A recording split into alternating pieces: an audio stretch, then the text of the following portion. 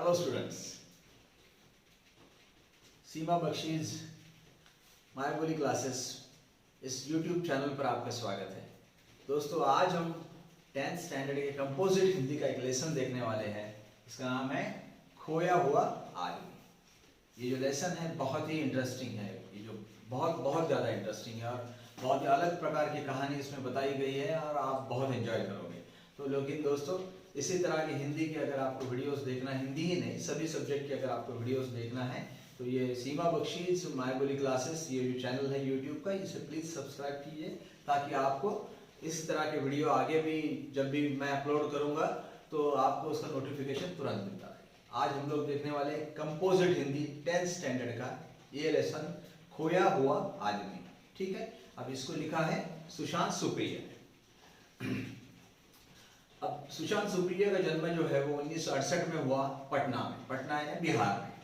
अब उनके बारे में ऐसा कहा जाता है कि वो उनकी जो रचनाएं हैं वो बहुत ही सुंदर सुसंगत है और सच्चाइयों और विडंबना ये दोनों के साथ साथ इन दोनों का सीधा सीधा साक्षात्कार करती है। ये जो आज का जो हमारा जो लेसन है इसमें आपकी इस बात की आपको जानकारी मिल जाएगी। ये जो सुशांत सुप्रिया जो है हमारे, ये हिंदी में तो लिखते ही है, हिंदी के साथ साथ वो अंग्रेजी और पंजाबी में भी बहुत सुंदर उन्होंने लिखा है और लगभग उनकी 500 रचनाएं अब तक प्रकाशित हो चुकी है। और उनकी जो प्रमुख कृतियां हैं उनमें है एक बूंद यह भी, ये कविता संग्रह है, हत्यारे तथा हेराम, उसके बाद ये बहुत सुंदर कथा संग्रह है, और इन गांधीजीज कंट्री, गांधी जी के देश में, ये अंग्रेजी कविता संग्रह है इनका। तो सुशांत सुप्रिया जो है वो बहुत अच्छे लेखक हैं और इनका आज जो हम लोग लेसन पढ़ने वाले हैं खोया हुआ आदमी, आपको भी ये बहुत अच्छा लगेगा। ठीक है, मैंने बोर्ड पर पहले से ही इसमें आने वाले जो कठिन शब्द हैं वो लिख दिए हैं ताकि आपको ये लेसन जब मैं एक्सप्लेन करूंगा, जब समझाऊंगा तो आपको कोई दिक्कत आएगी। ठीक है, चलिए आगे दोस्तों आगे बढ़ते हैं। खोया हुआ आदमी, मैं लेसन आपको पूरी तरह से एक्सप्लेन करता हूं और आपको कोई दिक्कत नहीं आएगी। कई वर्षों की बात है, एक पुराना गांव था। एक आदमी न जाने कहां से भटकता हुआ दूर दराज के उस गांव में आ पहुंचा। अब ये जो गांव था, दूर दराज का मतलब है बहुत दूर, ऐसा जगह पर यह गांव था कि जहां पर जाने आने के लिए बहुत ज्यादा सुविधाएं नहीं थी। दूर दराज मतलब बहुत दूर। ठीक है, तो ऐसा एक गांव था। उस गांव में ये एक आदमी यहाँ भटकता हुआ पहुंच गया। गांव के कुत्तों ने जब चिथड़ों में लिपटे उस अजीब आदमी को देखा तो उन्हें वह कोई पागल लगा। अब गांव में एक्चुअली वहां के जो कुत्ते थे उन्होंने देखा कि एक आदमी गांव में आ गया है, उसके कपड़े जो है वो पूरी तरह से चिथड़ों में लिपटे, मतलब फटे हुए कपड़े थे उसके, इसलिए कुत्ते जो है वो उस पर बेतहाशा भौंकने लगे। मतलब क्या हुआ कि कुत्तों ने भौंकना चालू कर दिया उस पर। अब नेचुरली ऐसा आदमी देखते हैं हम लोग कि जिसने बराबर ढंग से कपड़े नहीं पहने तो कुत्ते तो उस पर भौंकेंगे ही भौंकेंगे। ठीक है, गांव के बच्चे खेल रहे थे। कुत्तों की देखा देखी गांव के बच्चे भी पूरी दोपहर उसे छेड़ते और तंग करते रहे। उस आदमी को बच्चे जो है वो छेड़ते रहे, तंग करते रहे। आश्चर्य की बात यह थी कि वह आदमी उन बच्चों को कुछ भी नहीं बोल रहा था। जो आसान है वो एक्सप्लेन करने की जरूरत नहीं है। संयोग से किसी भले आदमी ने, उसी गांव के एक अच्छा भला आदमी था, उसने गांव के बच्चों को उस पर पत्थर फेंकते हुए देख लिया। अब गांव के जो बच्चे थे, पहले कुत्ते भौंक रहे थे, फिर बच्चे भी पत्थर फेंकने लग गए। अब जैसे ही बच्चे पत्थर फेंकने लग गए तो एक गांव का जो भला आदमी था वो वहां आ गया और उसने देखा कि बच्चे पत्थर फेंक रहे हैं। तो जब वो भला आदमी उस आदमी के करीब आया तो उसके चेहरे पर मौजूद खोएपन के भाव के बावजूद उसे उसमें गरिमा के चिन्ह दिखाई दिए। अब कैसा कि ये जो आदमी था जिसने देखा कि बच्चे मार रहे हैं, वो तुरंत वहां पर उस आदमी के पास में गया जो उस गांव में आया था पहली बार, फटे पुराने कपड़े थे उसके। तो जैसे उसके पास में गया, देखा कि उस आदमी के चेहरे पर एकदम खालीपन था, खोया खोया सा लग रहा था वो आदमी। लेकिन उस खोएपन में भी वो आदमी के चेहरे पर एक गरिमा, गरिमा का मतलब क्या है? सम्मान। सम्मान उस चेहरे पर ऐसा लग रहा था कि यह आदमी कोई आम आदमी नहीं है। फिर क्या हुआ आगे? यह आदमी पागल नहीं हो सकता। वो आदमी जो है उसके पास में गया, उसके दिल में उसने सोचा यह आदमी पागल नहीं हो सकता। उसने सोचा गांव के उस आगंतुक भले व्यक्ति ने उस आदमी से नाम पूछा। आगंतुक का मतलब क्या है? जिसकी पहचान न हो। दोनों में कोई पहचान थी नहीं, तो गांव का एक आदमी जो था ऐसे ही वो उसके पास में गया और उसको पूछा कि आपका नाम क्या है, पर वह कोई उत्तर नहीं दे सका। वह केवल इतना बोल पाया, शायद मैं खो गया हूं। यह सुनते ही गांव के उस भले व्यक्ति ने निश्चय किया कि वे सब उसे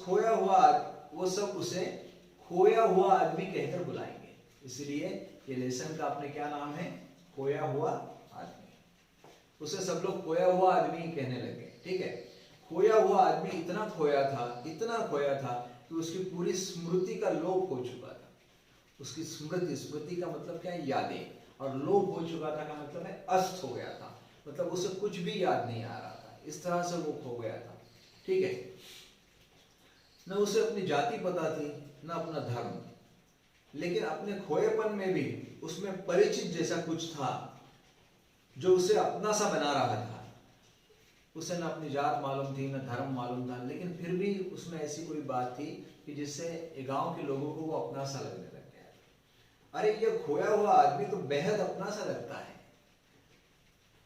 सभी स्वर गांव के जो लोग हैं वो लोग बोलने लगे कि ये आदमी तो यार बहुत अपना सा लगता है अपने को। उन्होंने उसे अपने ही गांव में रख लेने का फैसला किया।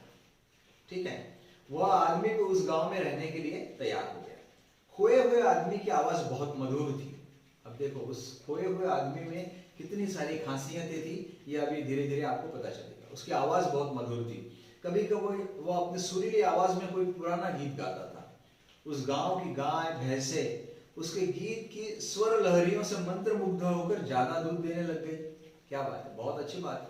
वो इतना सुंदर गाता था कि उसके गीत के स्वर लहरियों मतलब उसके जो सुर निकलते थे उससे मंत्र मुग्ध हो गए थे, मतलब मेस्मराइज्ड हो गए थे। ज्यादा दूध देने लगे वो गाय भैंसे सब लोग। गांव के बच्चे उसका गीत सुनकर उसकी ओर खींचे चले आते थे। इतनी सुंदर आवाज थी। देखो गांव के बड़े बुजुर्ग को भी उसके गीत उनकी युवावस्था की सुंदर अतीत की याद दिलाते थे। गांव में जो बूढ़े लोग थे वो भी जब इस खोए हुए आदमी का गाना सुनते थे तो उनको भी अपनी जवानी याद आ जाती, क्योंकि ये बहुत पुराने गाने गाता था। गांव के लोगों ने पाया कि जब से वह खोया हुआ आदमी वहां आया है, देखो गांव के लोगों ने देखा कि जब से वो खोया हुआ आदमी उस गांव में आया है, गांव के फूल और सुंदर लगने लग गए थे। गांव की तितलियां ज्यादा मोहक लगने लग गई थी और गांव के जुगनू ज्यादा रोशन लगने लग गए थे। जुगनू क्या है? प्रकाश देने वाला एक जंतु है, कीड़े रहते हैं वो, जिसमें से प्रकाश निकलता है। ठीक है, अंधेरे में वो बहुत सुंदर दिखते हैं। अतीत का मतलब है भूतकाल। ठीक है, ओके। गांव के कुत्ते अब उसके सगे हो गए थे। जो कुत्ते उस पर शुरुआत में भौंकते थे बहुत ज्यादा, अभी क्या हो गया था? पहले हमने बेतहाशा आक्रामक तरीके से उस पर भौंक रहे थे कुत्ते, अभी क्या हो गए थे? कुत्ते उसके दोस्त हो गए थे, या वो कुत्तों का दोस्त हो गया था। ठीक है, वे उसके पास ऐसे चलते जैसे उसे गार्ड ऑफ ऑनर दे रहे थे। जैसे कुत्ते सब उसके आगे पीछे इस तरह से चलते थे जैसे कोई गार्ड ऑफ ऑनर दे रहा है। गार्ड ऑफ ऑनर का मतलब क्या रहता है दोस्तों? गार्ड ऑफ ऑनर का मतलब राजकीय सम्मान। हमारे देश में कोई भी दूसरे देश का अगर कोई पंतप्रधान या राष्ट्रपति आ जाता है तो उसको गार्ड ऑफ ऑनर दिया जाता है। तो गार्ड ऑफ ऑनर का मतलब है कि उसके आगे पीछे सैनिक चलते हैं और वो पीछे चलता है, मतलब इसको गार्ड ऑफ ऑनर कहते हैं, राजकीय सम्मान। तो ये कुत्ते जो है वो उसके आगे पीछे इस तरह से चलते थे जैसे उसको सम्मान दे रहे हो। उन्हीं दिनों गांव की एक वृद्धा को सपना आया कि वह खोया हुआ आदमी दरअसल उसका ही बेटा था जो बचपन में कहीं खो गया था। गांव की एक वृद्धा थी, वृद्धा का मतलब है ऐसी महिला है कि जिसकी बहुत उम्र हो गई थी। तो उसे एक सपना आया कि उसका एक खोया हुआ बेटा जो था वो यही आदमी है। खोया हुआ आदमी जो है वो उसका बेटा है। वह गरीब स्त्री थी, घास काटकर उपले थापकर पेड़ पौधों की लकड़ियां इकट्ठा कर अपना जीवन चलाती थी। उपले थापकर का मतलब क्या करती थी? वो गोबर जो मिलता है गाय भैंसों का उसको थापकर, वो उसको कहते हैं उपले थापकर। तो वो अपना जीवन चलाती थी। उसने खोए हुए आदमी को अपने सपने के बारे में बताया। इस वृद्धा ने उसे बताया कि मुझे ऐसा सपना आया कि जैसे तुम मेरे बेटे हो। खोए हुए आदमी ने खुशी खुशी उस वृद्धा को अपना माँ मान लिया। ठीक है, उसको माँ मान लिया और उसके साथ रहने लग गया। खोए हुए आदमी ने अपनी माँ की मतलब उस वृद्धा की इतनी सेवा की कि वृद्धा को लगा उसका जीवन धन्य हो गया। क्या बात, बहुत सुंदर। मतलब वो खोया हुआ आदमी बस जादूगर था, जिसके भी पास गया बस वो उसका अच्छा ही किया उसने। धीरे धीरे गांव वालों को खोए हुए आदमी के कई गुणों के बारे में पता चलने लगा। वो पशु पक्षियों से बात करते हुए प्रतीत होता था, कभी कभी पशु पक्षियों से वो बात करता था, लगता था जैसे वो पशु पक्षियों की भाषा जानता हो। वह आंधी तूफान चक्रवात आने, ओले पड़ने का मतलब क्या होता है, बर्फ जब आसमान से पड़ती है दैट इज कॉल्ड ओले पड़ना, ठीक है। चक्रवात मतलब तूफान आना है, या टिड्डियों के हमले। टिड्डियों का हमला मतलब क्या है, टिड्डियों का मतलब ऐसे छोटे छोटे कीड़े हैं जो हजारों की संख्या में आते हैं और खेत में जो कुछ भी धान वगैरह लगा है उस पर बैठ जाते हैं, उसे खाते हैं। तो ये पहले ही बता देता था कि अभी टिड्डियां आने वाली है, अभी कोई खतरा आने वाला है। तो लोग क्या करते थे, पहले से ही केयर लेते थे। उसकी भविष्यवाणी के कारण गांव वाले मुसीबतों से बच जाते।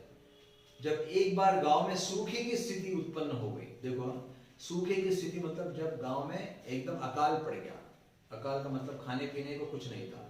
जब एक बार गांव में सूखे की स्थिति उत्पन्न हो गई तो खोए हुए आदमी ने आकाश की तरफ देखकर न जाने किस भाषा में देवता से प्रार्थना की। अब सब तरफ जब अकाल पड़ा तो इस खोए हुए आदमी ने आकाश की तरफ देख के किस भाषा में देवता से बात किया, कुछ समझ में नहीं आया। लेकिन उसके बाद क्या हुआ, कुछ ही समय बाद गांव में मूसलाधार बारिश होने लग गई। उसने सिर्फ जो भी प्रार्थना की अपनी भाषा में, बारिश ही बारिश होने लगी। सूखी प्यासी मिट्टी तृप्त हो गई।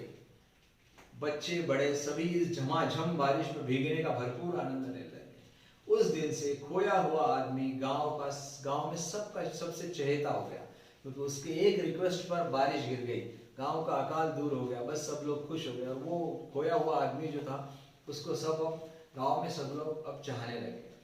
गांव के किनारे कुछ घर दलितों के थे और कुछ मुसलमानों के।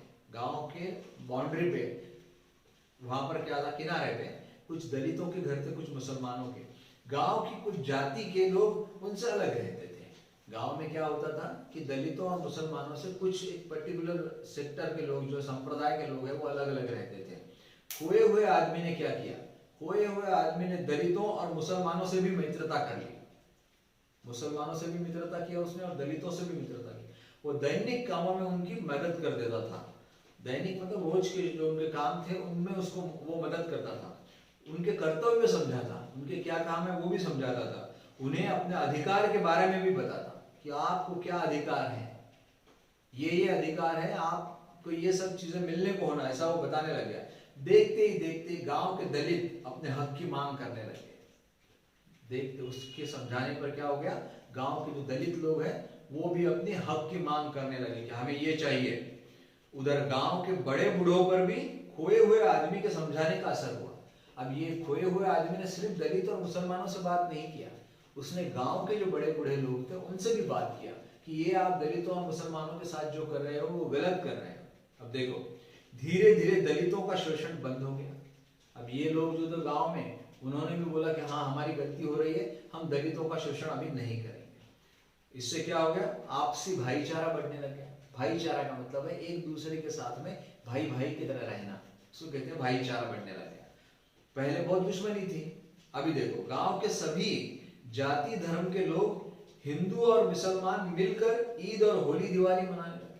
गांव के सब लोग एक हो गए, हिंदू मुसलमान मिलकर ईद और होली मिलाने लगे। ईद और होली दोनों जो त्योहार है दोनों एक साथ मनाने लगे हिंदू मुसलमान। कितने अच्छी बात है, खोए हुए आदमी ने कितना बड़ा काम कर दिया। देखिए इस तरह गांव में सांप्रदायिकता और जातिवाद को दूर करने में खोए हुए आदमी ने महत्वपूर्ण भूमिका निभाई।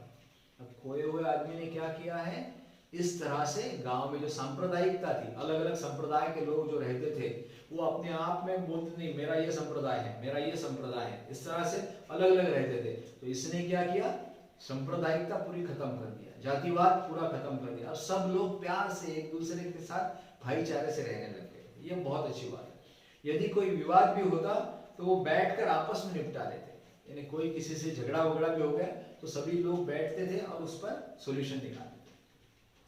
उनके आने से गांव में एक और बदलाव आ गया। वो खोया हुआ आदमी जो था उसके आने से गांव में बदलाव आ गया। पहले गांव में स्त्रियों की दशा ठीक नहीं थी। अब देखो, उसने दलितों के साथ काम किया, मुसलमानों के साथ काम किया, लोगों को समझाया, बच्चों को समझाया, जानवरों को समझाया, सबका ठीक किया। अब रही महिलाएं, अब महिलाओं का ऐसा, पहले गांव में स्त्रियों की दशा ठीक नहीं होती थी। खोए हुए आदमी ने स्त्रियों को, देखो वो स्त्रियों के साथ भी घुल मिल गया और उनको अपने अधिकारों के बारे में बताया और लड़ना सिखाया। गांव के सभी स्त्रियां पुरुषों की जातियों के खिलाफ एकजुट हो गए। पुरुष क्या करते थे कि स्त्रियों पर जातियां करते थे मतलब अन्याय करते थे। अब अन्याय करते थे तो इस वजह से स्त्रियों को बहुत नुकसान होता था, उनको तकलीफ होती थी, कष्ट होता था।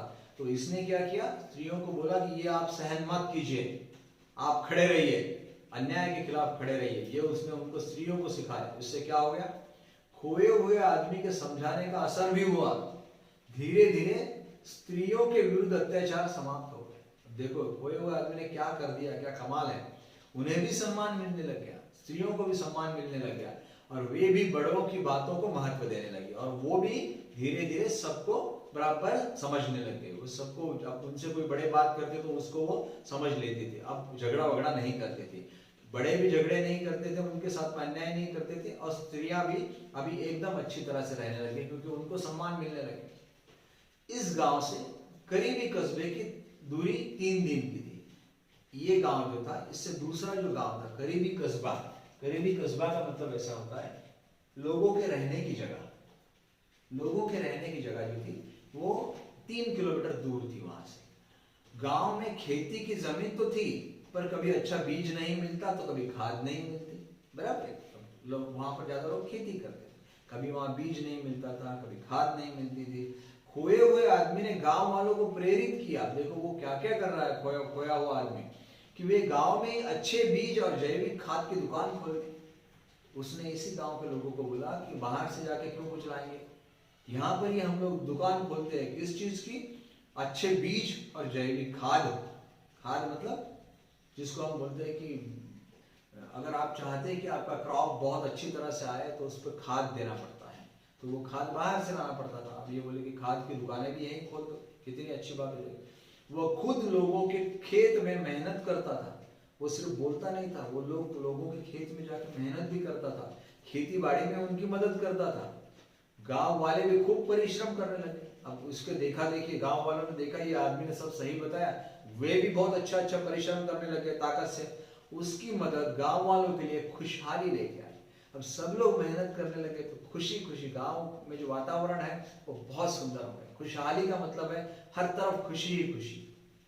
गांव का तालाब मछलियों से भर गया। गांव में जो तालाब था उसमें भी मछलियां आने लगी। गांव के पेड़ फलों से लद गए, पेड़ों में फल ही फल। खेतों, क्योंकि वो सब में खाद वाद देने चालू कर दिया तो फल ही फल लेने लगे। खेतों में फसलें लहलहाने लगी। अब खेतों में सब बीज बराबर मिलने लगा, खाद बराबर मिलने लगा, तो जो भी हमारे फसलें जो थी वो हमारी एकदम सुंदर आने लग गई। अभी गाँव मौसम अच्छा बना रहा, मौसम अच्छा हो गया था। गांव वालों ने इन सब का श्रेय खोए हुए आदमी को दिया। सभी गांव वालों ने क्या किया, पूरा का पूरा क्रेडिट जो है वो श्रेय खोए हुए आदमी को दिया। उन्हें लगा जैसे उसकी उपस्थिति में बरकत थी। उन बरकत का मतलब है उनकी तरफ से डेवलपमेंट थी, विकास था उसमें। तो ये जब से आया है तब से ही अपने गांव का विकास हुआ है। सिर्फ गांव का ही विकास ना, उनके विचारों को भी उसने उन्नत किया था, डेवलप किया था। उन्हें लगा धीरे धीरे वो पूरे इलाके में लोकप्रिय होगा। ये खोया हुआ आदमी जो था वो पूरा जो इलाका था, इनका पूरा गांव था, उसमें सब जगह पर सब लोग इसको पसंद करने लगे। पड़ोस के अन्य गांव के लोग भी उसके प्रशंसक बन गए। यही गांव नहीं, आजू बाजू के गांव के लोग जो थे वो भी उसको प्रशंसा देने लगे, उसकी तारीफ करने लगे।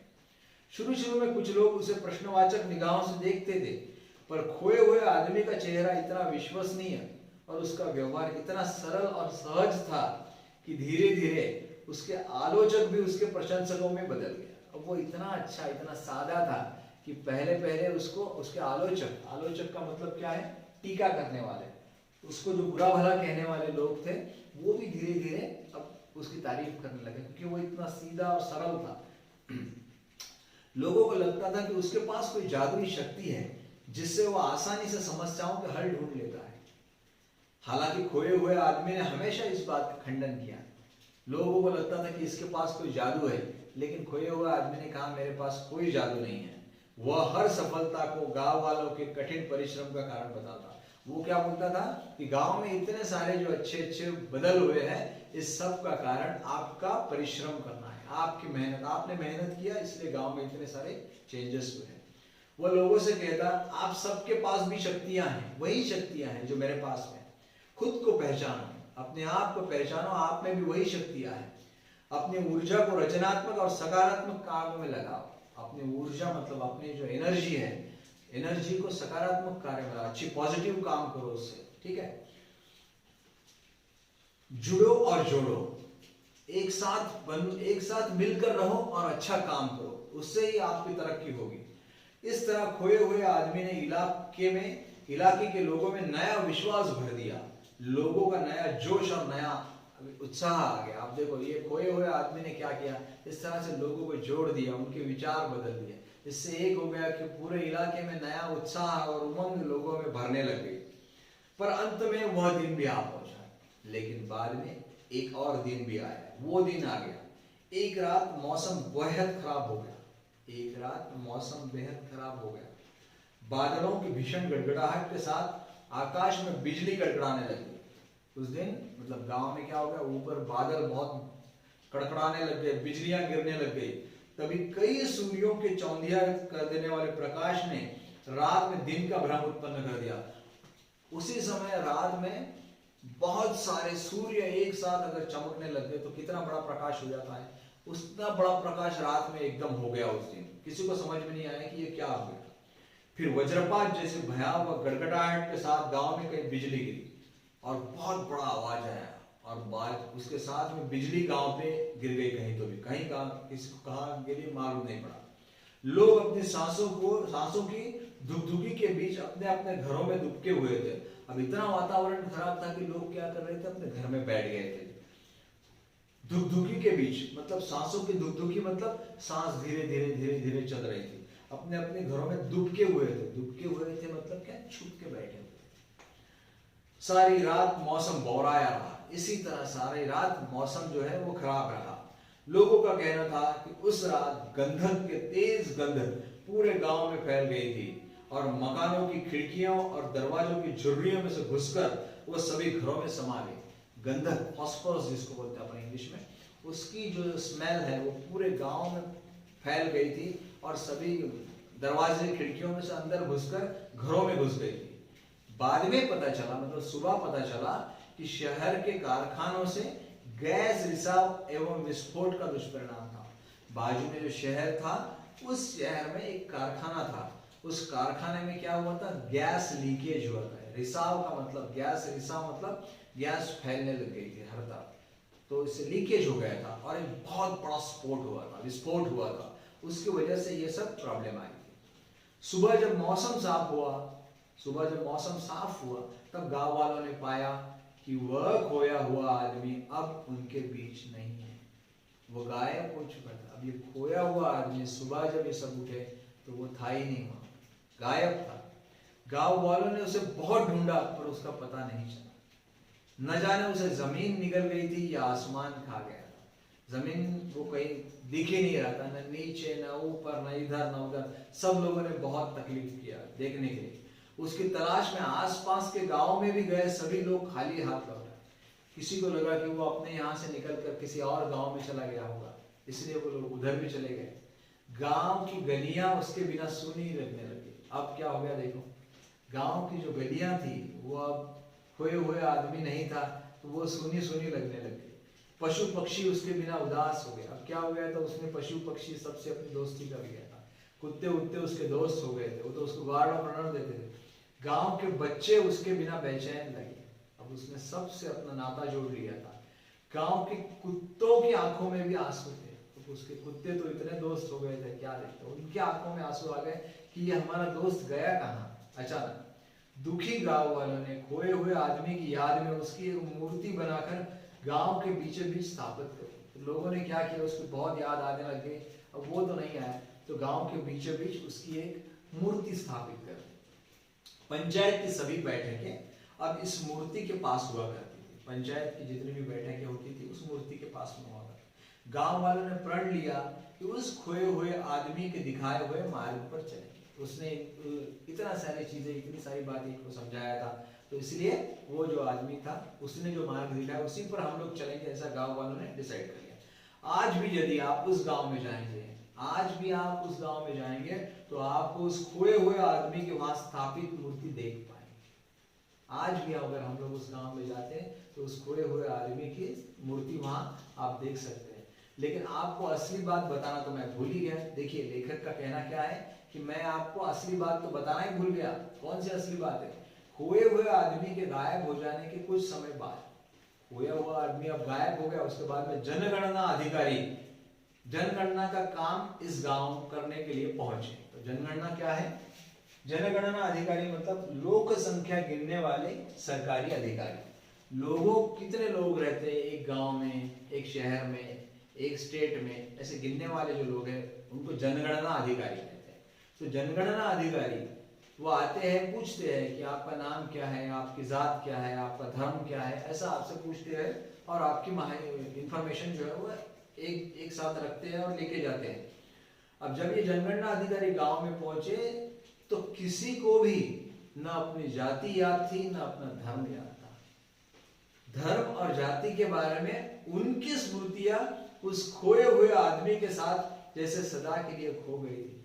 उस आदमी ने इतना सुंदर काम किया था कि उसने हिंदू, मुसलमान, सिख, ईसाई सभी जात वालों के दिल से जात और धर्म ये दोनों के प्रति जो दरी थी, जो गैप थी, जो एक दूसरे के प्रति हम लोग एक दूसरे से अच्छा रहते नहीं थे, वो सब के सब द्वेष जो था वो निकाल दिया था। सब प्यार ही प्यार भर गया था। इसलिए जनगणना अधिकारी जब गांव में आया और उसने पूछा कि आपकी जाति कौन सी है, तो बोले हमको तो मालूम ही नहीं हमारी जाति कौन सी है, बस हम लोग एक दूसरे से इंसान करके प्यार से रहते हैं, यही हमारी जाति है। कितना बड़ा चेंज करके वो खोया हुआ आदमी गया वहां से। धर्म और जाति के बारे में उनकी स्मृतियां उस खोए हुए आदमी के साथ जैसे सदा के लिए खो चुकी थी। काश, आखिर में लेखक क्या कहते हैं, बहुत ही सुंदर है ये वाक्य। काश अपने गांव शहर में भी, मतलब हर एक गांव में, हर एक शहर में ऐसा खोया हुआ आदमी अगर मिल जाता है, किसी भी हर गांव में, हर शहर में अगर ऐसा खोया हुआ आदमी मिल जाता है तो बस सबकी पूरा गांव का वातावरण वो बदल देगा। ठीक है? तो दोस्तों, ये जो आज का जो हमारा लेसन था, खोया हुआ आदमी, सुशांत सुप्रिय का जो लेसन है वो शायद आपके समझ में आ जाएगा, आ गया होगा। बहुत ही सिंपल, बहुत आसान, लेकिन बड़ा ही सुंदर। कितना सुंदर सामाजिक मैसेज सुशांत जी ने आज हम सबको दिया है। और ये जो लेसन है आप एक बार, दो बार, ये जो वीडियो है हमारा, ये एक बार नहीं तो दो बार देखिए, ताकि आपको ये बराबर समझ में आ जाएगा।